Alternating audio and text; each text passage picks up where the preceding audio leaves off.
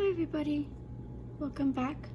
This is Alma coming to you from Long Beach, California, and today will be another one of our Stitch With Me videos here on my channel.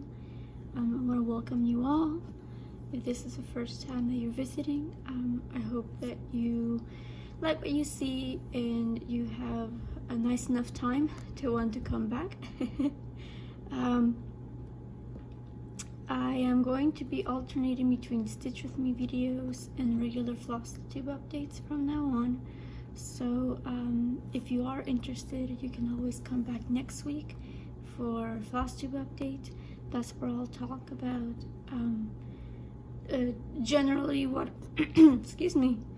generally what I'm working on during the week, or suppose the last 2 weeks now, since it'll be every 2 weeks. But yeah, it has been a little bit since I filmed one of these, so I did want to get back to it, since a lot of people have been asking about them. They've been requesting them. I did get a request to work on one of my full coverage projects from a lady who, well, I didn't ask if it was okay to say her name, so I'm not gonna say her name, but she did request that I do full coverage Stitch With Me. So this is my latest start,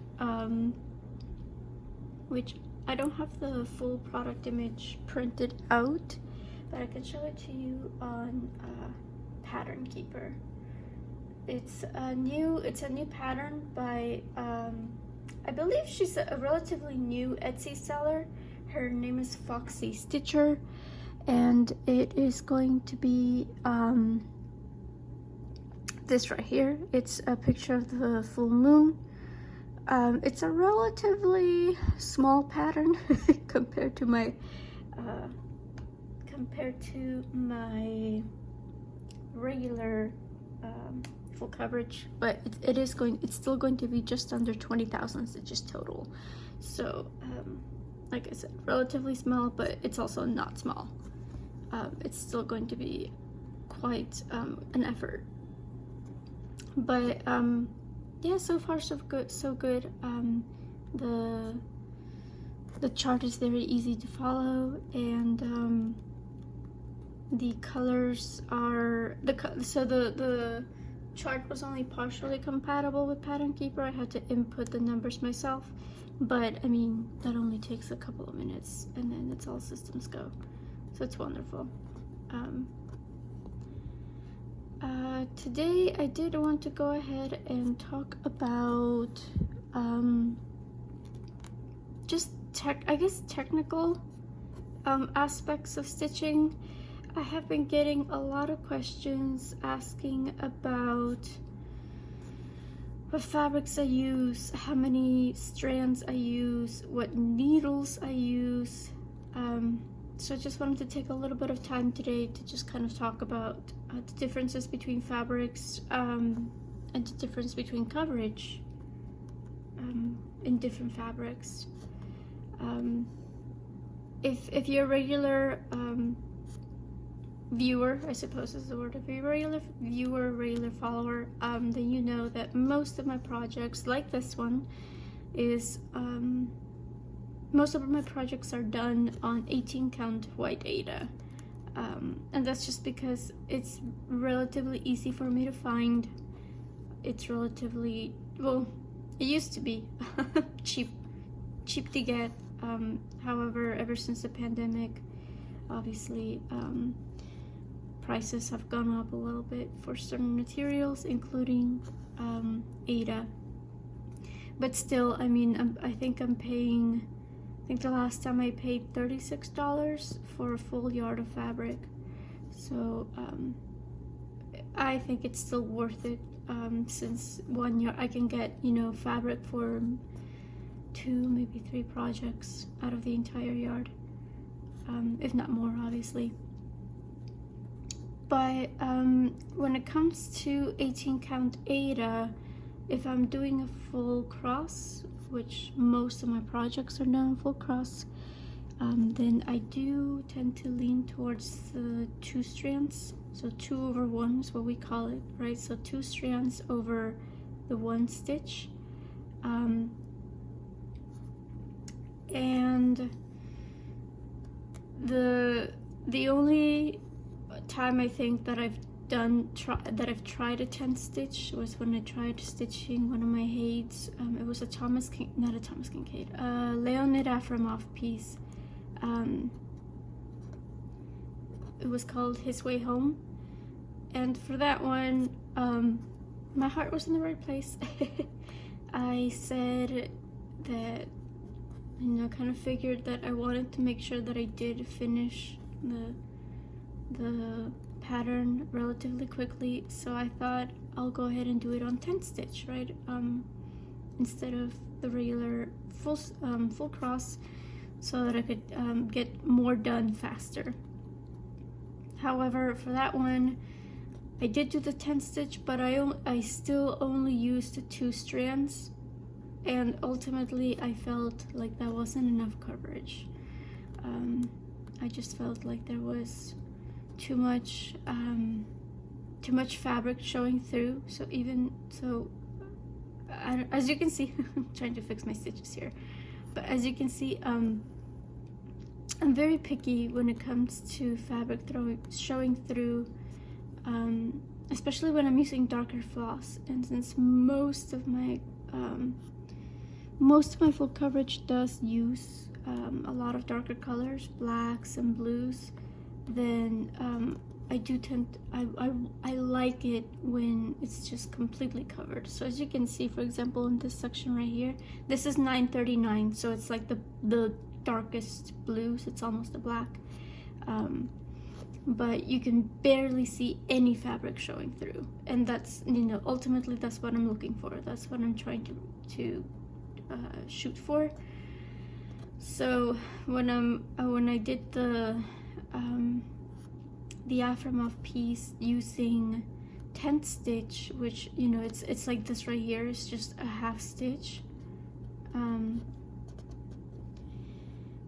it just wasn't enough, you know. As you can see, you can really see the fabric showing through, and even if you're doing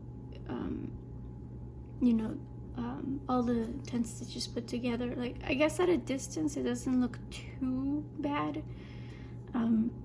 When working in full coverage, we kind of have a mantra of sorts where we tell each other that we have to step back, and we call it the 3-foot rule. So we need to step back away from the project at a distance of 3 feet, because ultimately that's, you know, if you're going to be displaying a project, that's about where you'll stand, right? You'll hardly ever really get up close and personal to a project once it's displayed, right? If it's framed up and displayed. So I guess technically the 10 stitch 2/1 did meet that requirement. Like, it didn't look too bad from a distance, but for my taste it wasn't good enough. So I've learned that, and ever since then, like, I did kind of dig a little deeper and ask for opinions, and what I found is that generally if you're using 10th stitch, then you should use double what you would use for, oops, I have a knot in my back. Here's my back, and here's my knot. But yeah, I've learned that the general rule is to use twice as many strands if you're using 10 stitch.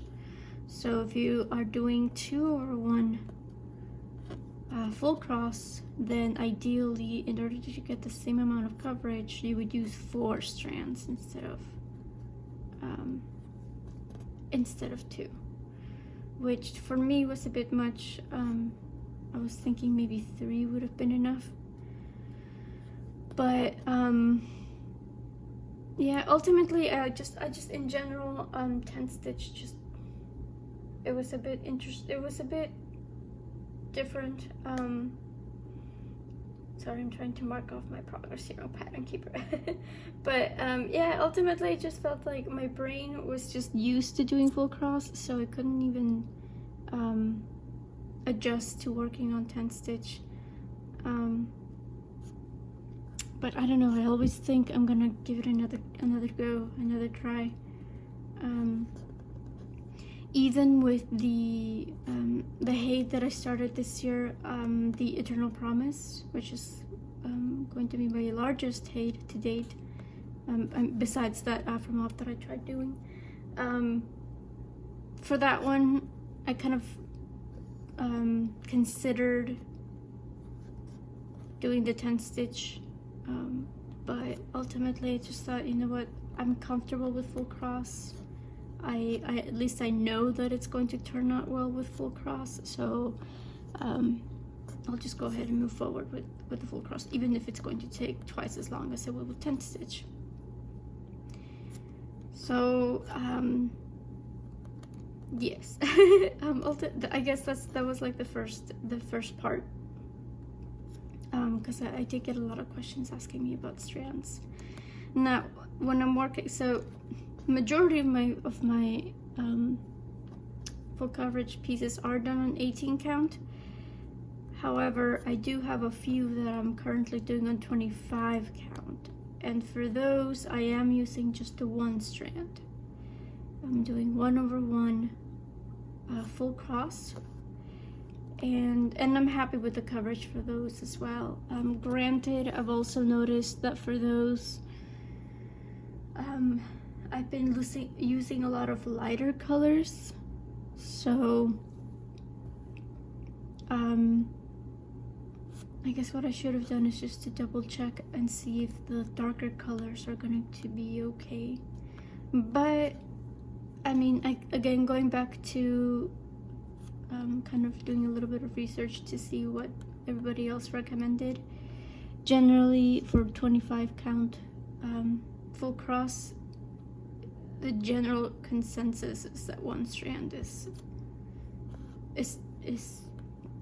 it's perfect. Like if you use two, it might be too bulky, unless again if you're doing 10 stitch, then yeah, you would use 2 strands because you're using twice as many strands as you would over full cross.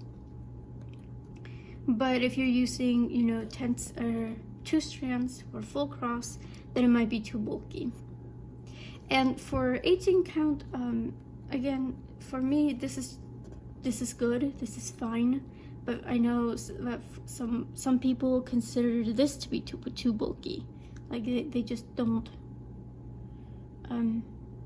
I guess they like seeing the crosses like really defined, so they'll go ahead and use one strand over one for even 18 count. So again, it's all about personal preference. Whatever you feel looks best for your personal. This is just going to be another one of the knot videos. But yeah, it's all about personal preference. I just whenever I get people asking me what I think is best, what I always suggest is trying to get sample fabric, because I know a few retailers, can't think of them specifically off the top of my head, but I know that there's a few retailers that'll go ahead and send you like a sample set. So they'll send you like maybe like a 2x2 or 3x3 of several different counts, so that way you can play around with the coverage and you can determine which one you like best. So I always recommend that, because again, what might be good for me might not be the best for everybody. And as far as 14 count, since the Rick and Morty piece that I did earlier this year, that one was on 14 count. Here's my back. That one was on 14 count. For that one, I did use 2 strands, but as I was working on it and I was going through all the black, I did kind of think maybe I should have done 3 strands, just because it, again, some of the fabric was showing through, but not too much. I didn't think it was too bad. And I mean, the recipient ended up loving it anyway, so that was it as well. Like, I know that this person wasn't going to be too picky. He wasn't going to be like scrutinizing the work, so it's not like if somebody had purchased it, like if I was working on a commission and somebody was paying me to do it, then yes, I would definitely make sure that it's perfect, and that at that point I probably would have done 3 strands to make sure that there's no fabric showing through, but this guy wasn't going to be picky. Sorry, I'm threading my needle. That's why I went off screen for a second. And I did get, that was another thing, I did get a request for somebody else who's like, can I see how you tie off your threads? And so I just tuck them in. I mean, I have a really messy back, and I do start with knots. I'm a heathen, I know. And a lot of people that don't like starting with knots, but whatever. As long as it's not like a bulky knot that'll mess with the framing, I'm fine. Like, I don't mind starting with knots. But yeah, I just wanted to kind of go over that a little bit, because I know, especially if you're starting up cross stitching, I feel like there's just so much variety now. Again, I can't speak for how it was in the past, because obviously I wasn't around, but I feel like there wasn't as much variety before. Like, you kind of just worked with whatever was available, and that was it. And now we have a lot. So I did want to kind of go over the differences between coverage. As far as fabric itself goes, again, I do work with Aida mostly, but I do have at least, I think, so far I think I only have one whip done on even weave, which is my Mirabilia, which I'm actually gonna work on soon, like this week or next week, because it's calling out to me. But she's done on even weave, and that's another question that I've been getting, is if I know how to work on even weave, and how do you work on even weave, and what's the difference between, so ultimately, if you're going to make the jump between, from Aida to even weave or linen, then I do recommend the even weave first, because it's more similar to Aida than linen, and that's just because they're woven, like even weave and linen are woven differently. So even weave is just a little bit closer to Aida. So that's what I was told. That's the recommendation that I was given, and it was true. Like I did find that the only difference really between working with Aida and even weave is that you're doing 2. So instead of going over 1 stitch, you're going over 2. So once you get used to that aspect of it, then it really is easier to follow. The other fabric that I got questions about was my Easy Grid fabric, and for that one, I believe it's a Lugana, a 25 count Lugana, which in itself is a lot softer than regular fabric. So whenever I work on that, I have to make sure that my tension is just right, which the Q-snaps kind of take care of it in the first place, but it is a little bit softer. And other than that, the gridding itself is, it's easy to get used to. Well, okay, I should say that I found it easy to get used to. I know that a lot of people like it's not. It just trips them up more than anything else. But ultimately, so with the, and here, I'll show you. I think I have one of my whips here. It's done on 25 count. With that fabric, it's all about making sure that you remember where you started. So here we have the fabric, right? And this is my mini irises. This is my small start. But ultimately, it's all about remembering how and where you started, because you need to make sure that your first stitch on the square ends up being the same. So if you can, ooh, okay, that's showing up nicely. So my first stitch, as you can see, is inside the grid lines. So my first stitch is the first white stitch, essentially. So on this next one right here, this is my first stitch, and I know it's super tiny. Some people like, some people like starting on the actual grid line, on the gray grid line, and that'll be in their first stitch, number 1. You can do that too.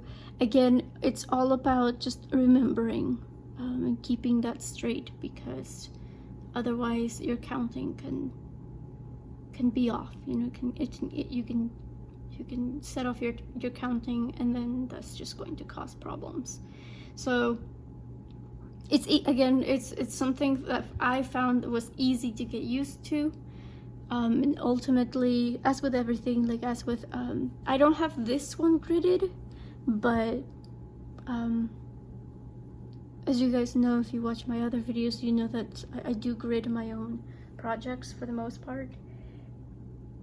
Your eye kind of gets used to the spacing as well. At least mine does.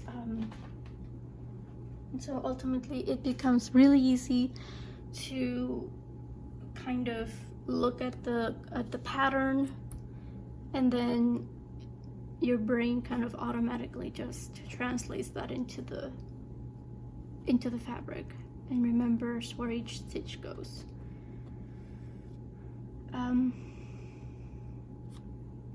The gridded fabric is a little bit, right now it's a little bit hard to get, because again, the pandemic has kind of wreaked havoc with a lot of things. But if it's in the budget, so it is a little bit pricier than regular, you know, just plain old fabric. If it's in the budget, then I do recommend it, because it saves you a lot of time. If you do work with grids and that's how you work your full coverage patterns, then I do recommend it, just because of the time that you save.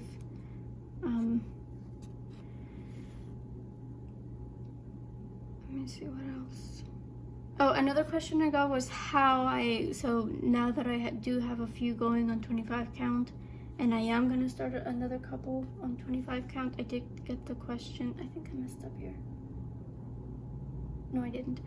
I did get the question, how do I decide whether I'm going to use 25 count or 18 count?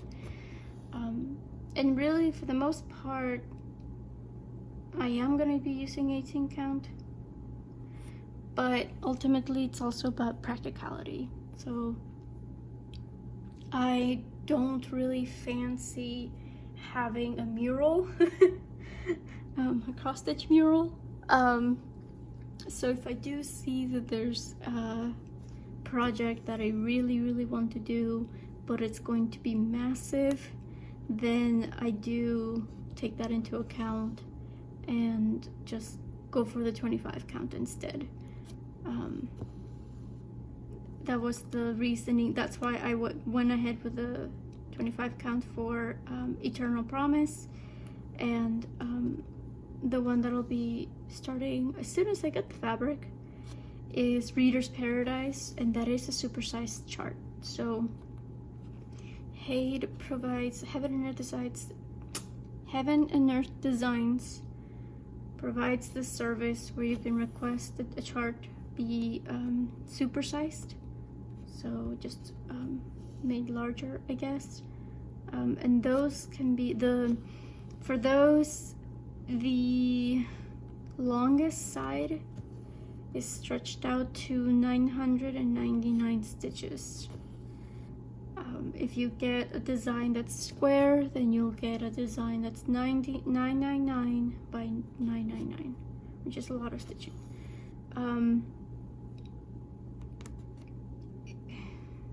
So I did it for this one because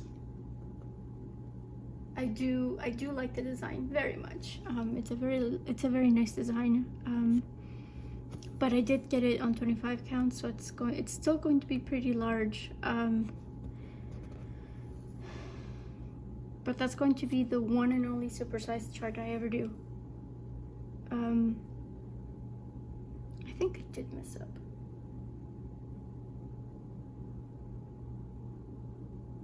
Yeah, I think I messed up. And here we go, frogging. Guess this is what I get for filming during my Stitch With Me's. Yeah, I messed up. Dang it. What was I saying? Oh yes, so Reader's Paradise is going to be a supersized. It's also going to be max colors. So, and again, it's going to be the one and only. Actually, no, false. The Heaven and Earth Designs, the Aftermath one was max colors. I think it was regular size, but it was still max colors. Oh, great. And the idea was to start it on October 1st, because a few friends of mine were going to go ahead and stitchy friends of mine were going to go ahead and start it on October 1st, but I didn't get the fabric in time, so there we go. And this is how I frog. So I was pretty sad about it because I did order the fabric back in August, and I thought, okay, yeah, I should get it in time, right? Like 2 months is plenty of time. But of course, there was like a tiny little voice in the back of my head that said that may not be enough time, just because of the way things are right now. But I did get the shipping notification, so I'm just waiting for that to come around. And I got another knot here because I'm not paying attention to what I do. Focus, Alma.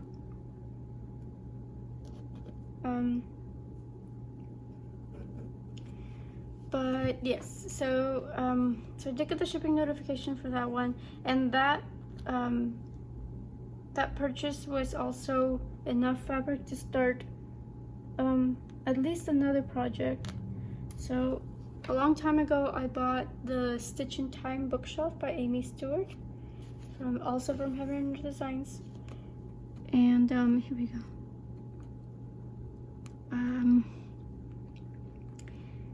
I finally decided that was going to be a new start this year. Goodness gracious, I'm just never going to get this frogging done. What is going on here? So I ordered 2 yards of 25 count for that one. You know what?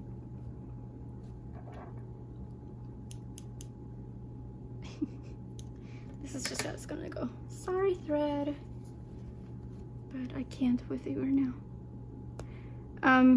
But yeah, so I ordered 2 yards of fabric for that order. I'm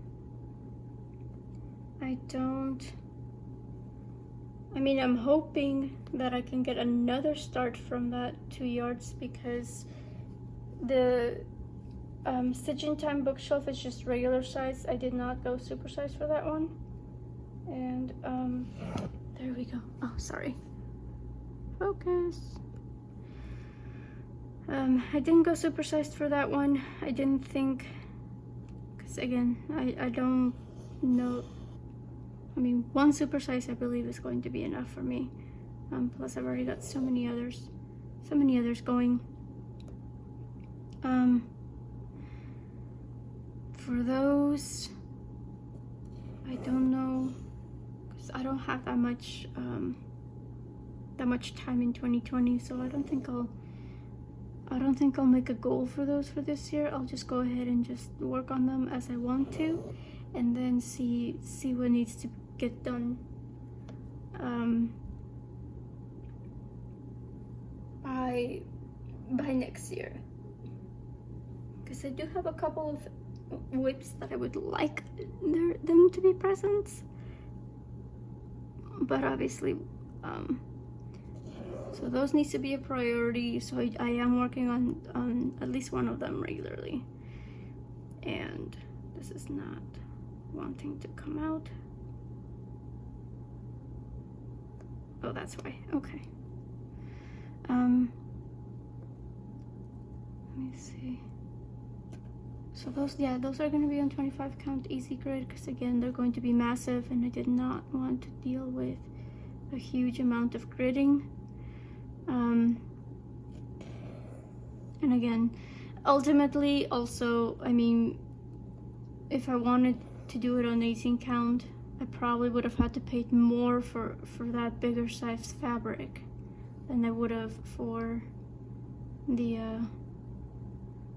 easy guy grid, which again, there is plain 25 count available, so I also considered buying that as well. But again, I do grid, so I feel like the plain 25 count would have been okay for people that don't necessarily grid their work as they go, because they don't have to waste time doing it. But as you can see, sometimes I don't grid. It just depends on how you work your projects, I suppose. I don't mind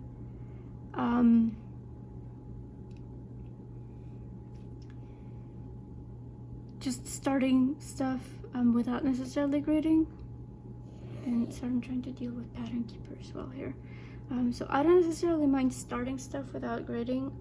This one just lends itself to working color by color, and you don't necessarily have to jump. There's no jumping.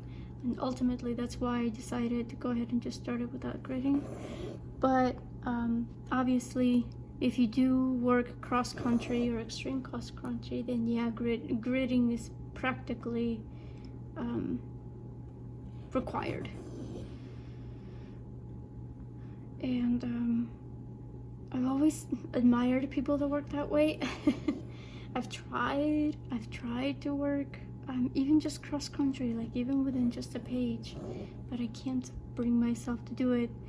And mostly because again, you do have to jump around a little bit, and I found that I don't grid.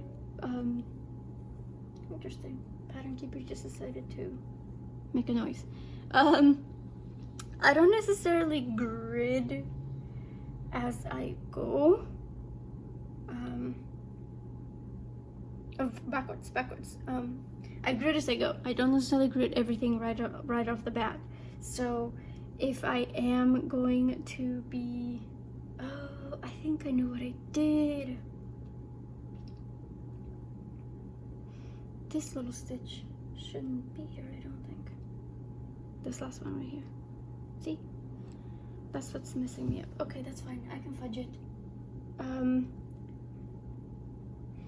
So since I don't grid everything all at once. I feel like I'm going around in circles. Sorry.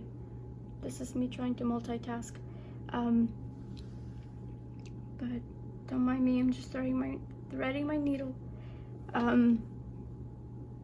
Since I don't grid everything off the top of the bat, then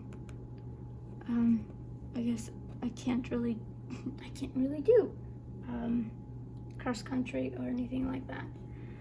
So So, okay, let's try this again. Oh wait, no, that stitch is right. Interesting. I just messed up. It's fine. I can just undo it and redo it, because that's how cross stitching works, right? This pattern is going to be a priority from now on. I am aiming, I don't know if I'll have it finished by the end of the year, because 20,000 stitches is a lot to do in the next 3 months, but, or you know, 2.5 months now, because it's practically the middle of October. At least in my mind it is. So I don't know if I'll be able to finish it by the end of the year, but I do want to finish it sooner rather than later. Just again, it was a surprise start, so I feel bad bringing it into 2021, because I'm already, me being the person that I am, I'm already thinking about 2021 plans, and this was not planned, so it's just throwing a little wrench on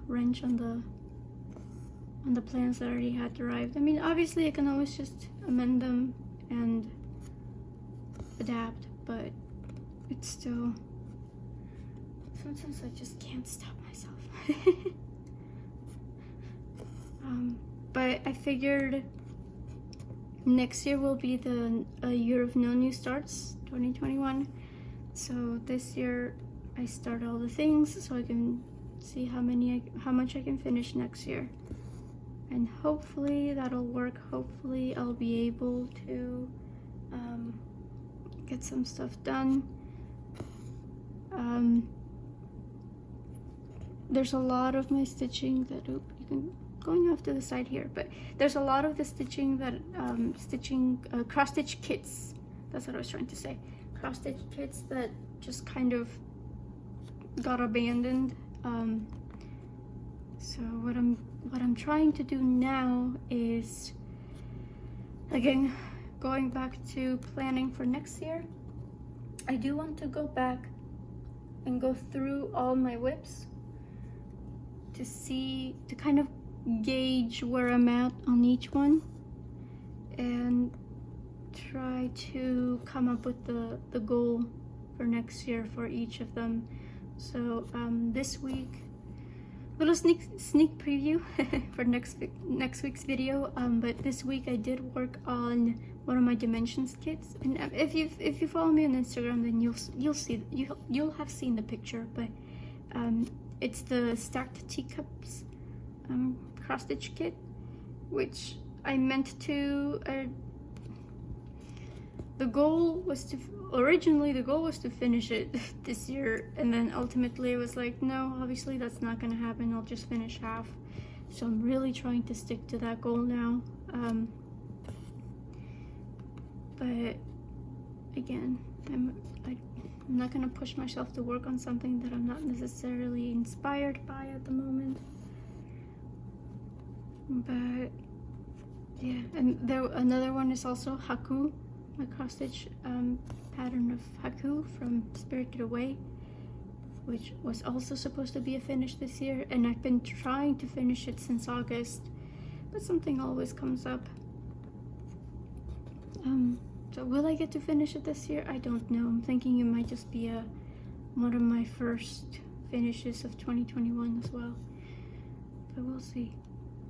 Because again, I feel like starting all the things right now. It's driving me crazy, because I feel like I'm gonna have to get more, or just get like a box of Ziploc bags or something to keep them in, because I don't have enough project bags now. So I might just get the handy dandy Ziploc bags and just keep my projects there. But we'll have to see. We'll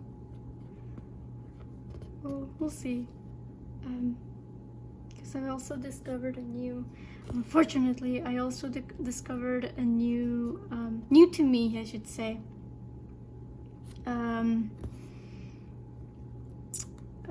full coverage cross stitch page for patterns.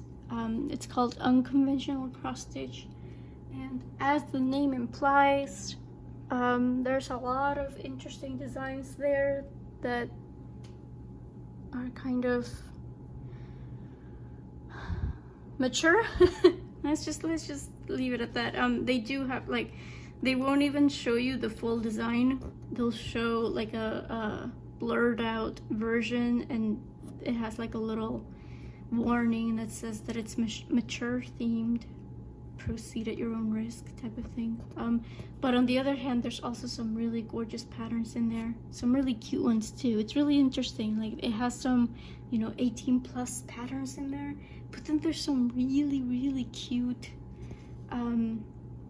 cartoon like designs as well. So it literally has everything on the spectrum. So I kind of went through most of their designs and found, luckily there's only a couple that I really liked, so I'm like, that's good, it's not gonna hurt my wallet that much. So I did save them to a wish list for later.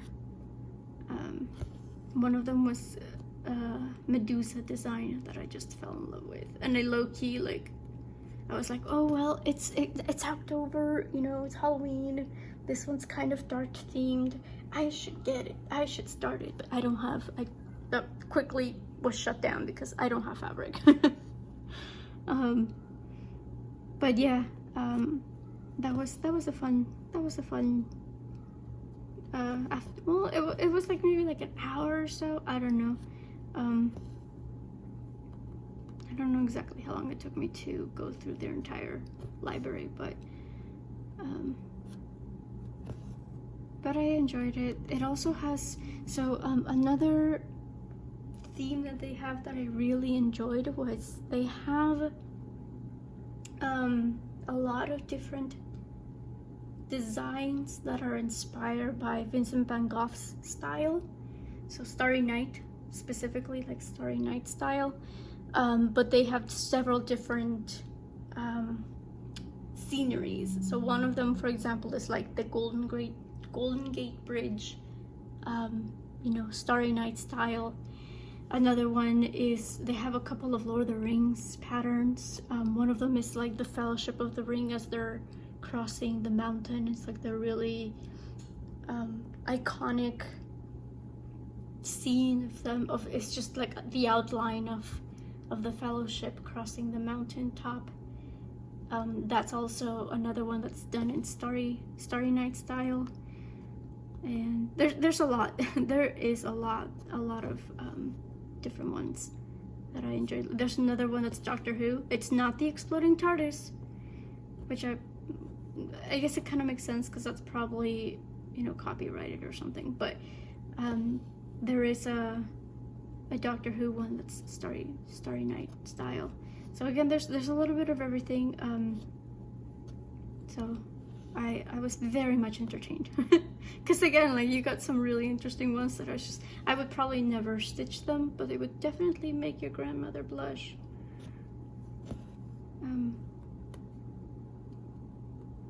So yeah, so I did a wish list. Now, if and when I get the opportunity to, I'll start them. Hopefully, I mean, who knows, because we are coming up on the end of the year, so I may not get to start them until next year. I mean, not next year, but 2022.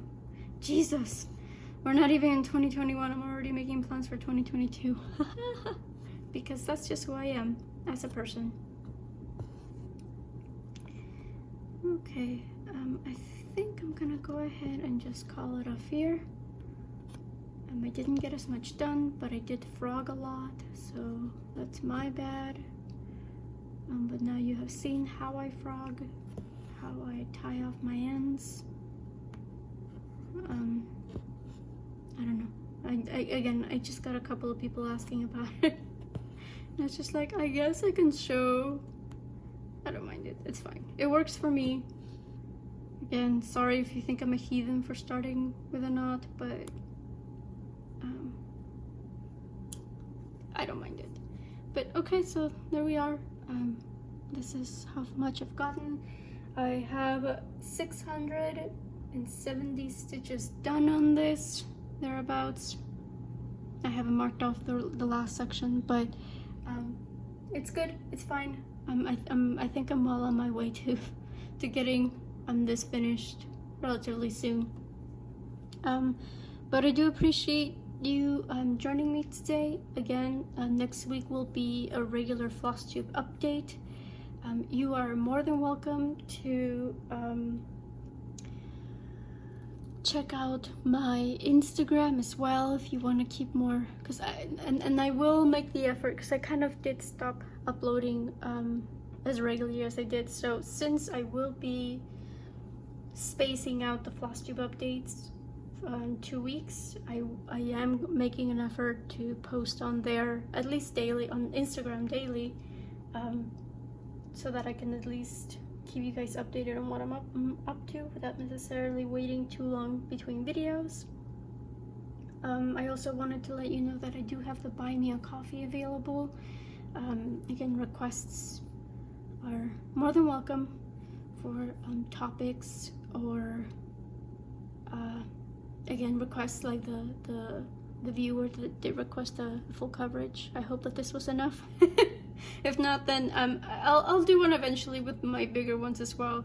This one was just, it happened to be one that I was working on this week, and I thought it would make a good pattern to work on, since there wasn't too many color changes. But I do hope that you guys have a very good weekend. I hope that you have a productive week, and as always, make sure that you always find the time to do the thing that makes you happy. Until next time, guys, bye.